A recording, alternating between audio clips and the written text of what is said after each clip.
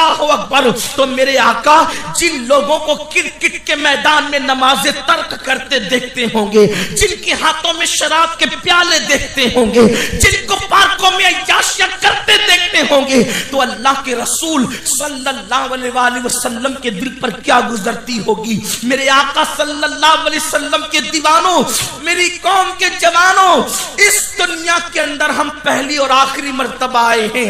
इससे पहले इस दुनिया में नहीं आए थे। इसके बाद जब मौत आएगी तो फिर कभी नहीं आ सकेंगे। मरने के बाद अगर कोई बंदा अल्लाह से कहे मौला मुझे सिर्फ 1 मिनट की इजाजत दे दे ताकि मैं 2 रकात नमाज दुनिया में पढ़ के आ जाऊं, तो कुदरत की तरफ से जवाब मिलेगा, बंदे जब हमने तुझे मौका दिया था उस वक्त उस मौके को तूने गंवा दिया। अब तुझे एक सजदे की भी इजाजत नहीं दी जा सकती। जिस दुनिया में पहली और आखिरी मर्तबा आए हो उस दुनिया में क्यों आए हो? दुनिया में आने का मकसद क्या है? कुरान कहता है वमा खलक़तुल जिन्ना वल इंसा इल्ला लियअबुदून। हमने जिन्न और इंस को सिर्फ और सिर्फ अपनी इबादत के लिए पैदा किया। मेरे अजीज, इस दुनिया से बहुत जल्दी चले जाना है। आने वाले सेकंड में तुम्हारा और मेरा नाम मुर्दों में लिखा जाएगा या जिंदों में लिखा जाएगा। इसकी कोई गारंटी नहीं है। किस गुरूर में मुब्तला हो, जवानी के गुरूर ने तुम्हें खुदा के खौफ से बेखौफ कर दिया है। दौलत के गुरूर ने तुम्हें अय्याशियों के अड्डों के करीब कर दिया है। अल्लाह के घर से दूर जिंदगी गुजारने वालों, अल्लाह की नाफरमानी करने वालों, क्या मर करके खुदा को मुंह नहीं दिखाना? कितने गुनाह करते हो, कितने जराइम करते हो, अल्लाह को क्या मुंह दिखाओगे? बड़े अफसोस के साथ कहना पड़ता है जब मुसलमानों से कहा जाए चलो अल्लाह की इबादत करते हैं, चलो नमाज पढ़ते हैं, तो मुसलमान बड़ी सादगी से कह देते हैं मौलाना टाइम नहीं मिलता। मैं तुमसे पूछना चाहता हूं, तुम्हें बैतुल खला जाने के लिए टाइम है और तुम्हें अल्लाह के घर में जाने के लिए टाइम नहीं है? तुम्हें दोस्तों के पास बैठने के लिए टाइम है, तुम्हें अल्लाह के साथ बैठने के लिए टाइम नहीं है? अगर ये जुमला आप पर बार लगता हो अल्लाह के साथ बैठने की बात, यूं तो मेरा अल्लाह इल्म कुदरत के एतबार से हर एक के साथ है। हुआ माकुम ऐनमा कुंतुम, तुम जहां कहीं हो अल्लाह तुम्हारे साथ है। मगर सुनो सुनो, जिस वक्त बंदा सजदे की हालत में होता है वो वक्त बंदा अल्लाह के साथ गुजारने का नारे तकबीर, नारे तकबीर, नारे रिसालत, मसलके आला हजरत सैयद अमीनुल कादरी साहब। वाह वाह, बहुत खुश। मुसलमान का एक मजदूर इंसान, मुसलमान का एक फाका कश इंसान, मुसलमान का फुटपाथ पर जिंदगी गुजारने वाला इंसान जिस वक्त सजदे में होता है तो वो वक्त के ताजदार से ज्यादा बुलंद हो जाता है। उसकी वजह यह है कि वक्त के ताजदार को अगर सजदे की तौफीक नहीं और फाका कश को सजदे की तौफीक है तो सजदा करने वाला जब सजदा करता है तो मेरे रसूल ने फरमाया अल्लाह और उसके दरमियान के सारे हिजाबात उठा दिए जाते हैं। वाह वाह, सुभान अल्लाह, सुभान अल्लाह, सुभान अल्लाह। तुमसे बढ़कर वीआईपी कौन होगा? तुमसे बढ़कर इज्जतदार कौन होगा? तुमसे बढ़ के शान वाला कौन होगा?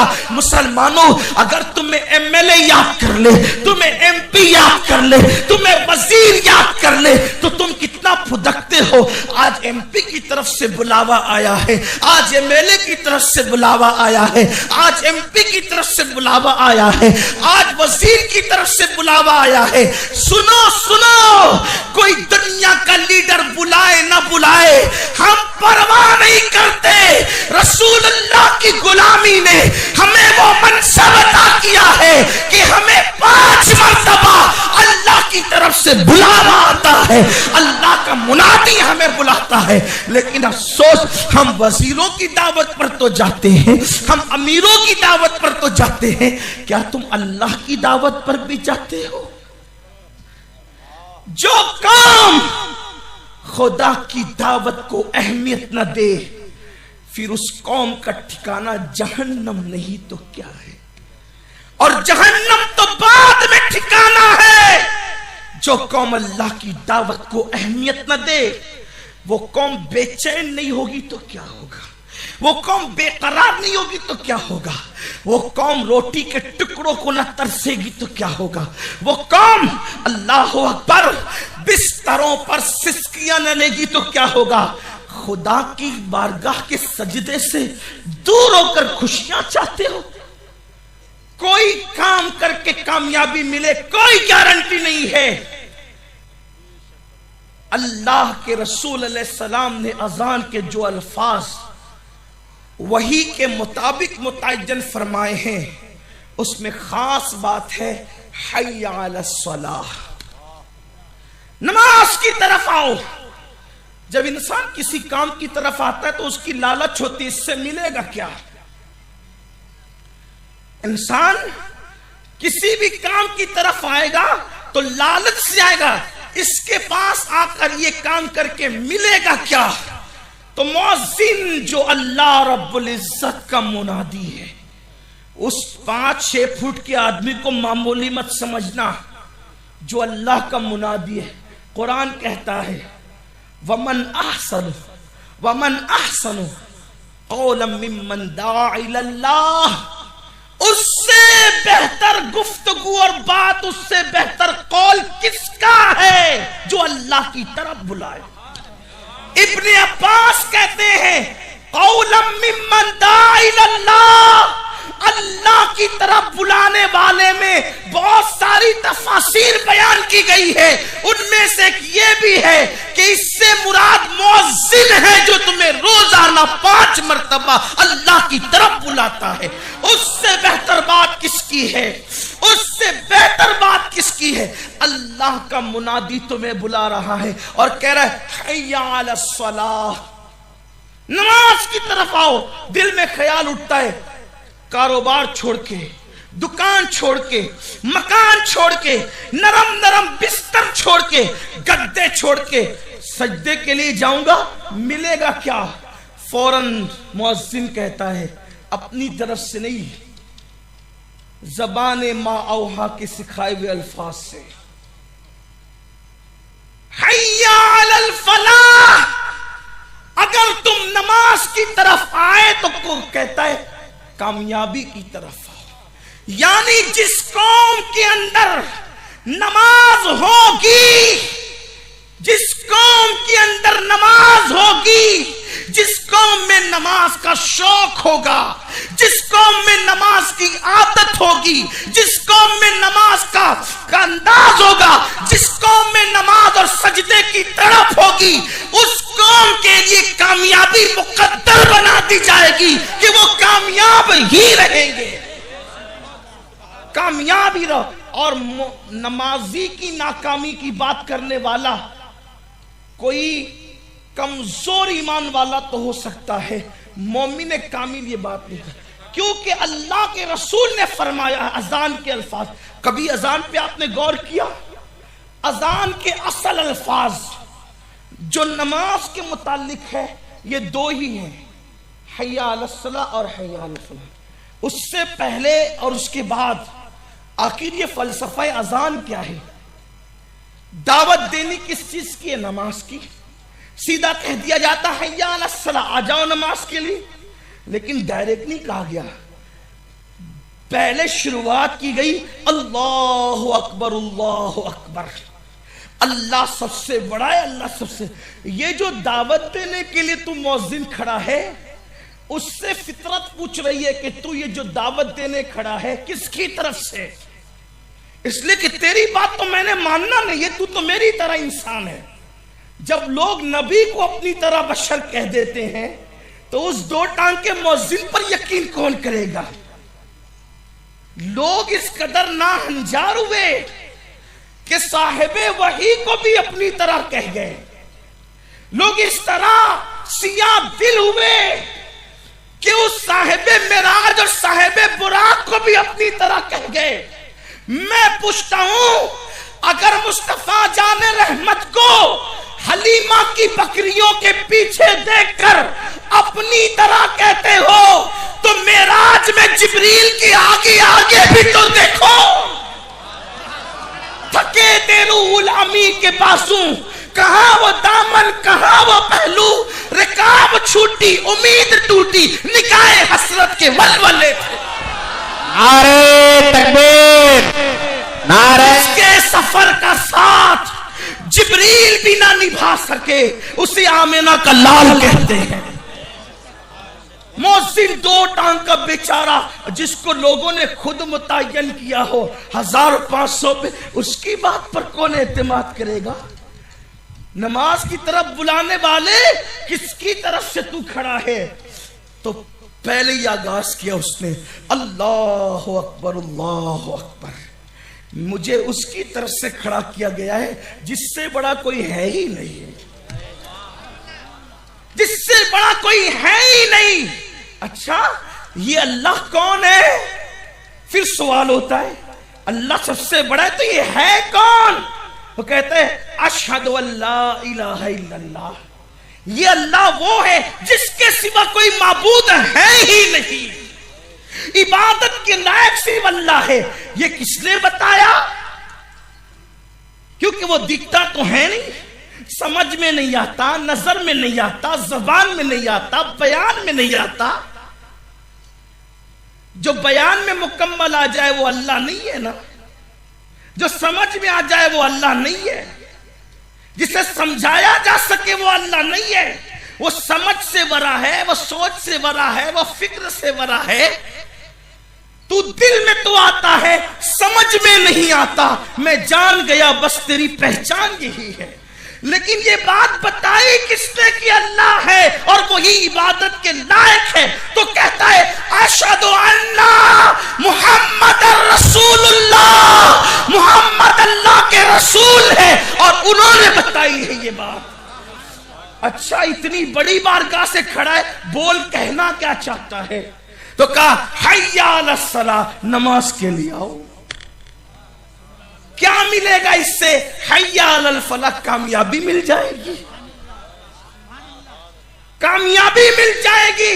और फलाह उस कामयाबी को कहते हैं जिसके जो जमीन के ऊपर की भी कामयाबी हो, जमीन के अंदर की भी कामयाबी हो, और इस कायनात की भी कामयाबी हो, और इसके फना के बाद की भी कामयाबी हो। पता चला जो मुकम्मल कामयाबी है उसको फलाह कहते हैं।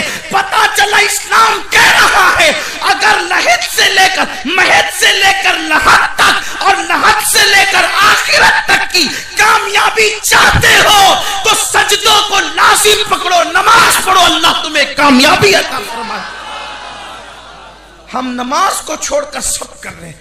टाइम नहीं है, टाइम झूठ है, ये झूठ सरासर झूठ है। टाइम नहीं है। अगर टाइम नहीं है तो आप पार्कों के लिए टाइम कैसे निकालते? टाइम नहीं है तो आप व्हाट्सएप के लिए टाइम कैसे निकालते? टाइम नहीं तो आप फेसबुक के लिए टाइम कैसे निकालते? सबके लिए टाइम। जिस रब ने पूरी जिंदगी दी उसके लिए टाइम नहीं। जिस दिन सजदे की लज्जत पालोगे उस दिन सब छोड़ के सजदा ही करोगे। उस दिन सब छोड़ के सजदा कर।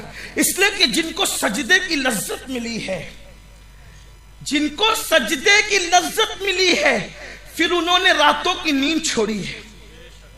रसूलुल्लाह की बेटी सैयदा फातिमा ज़हरा सलामुल्लाह अलैहा इशा के बाद नफली नमाज में जब शुरू करती, एक ही सजदे में पूरी रात गुजार देती।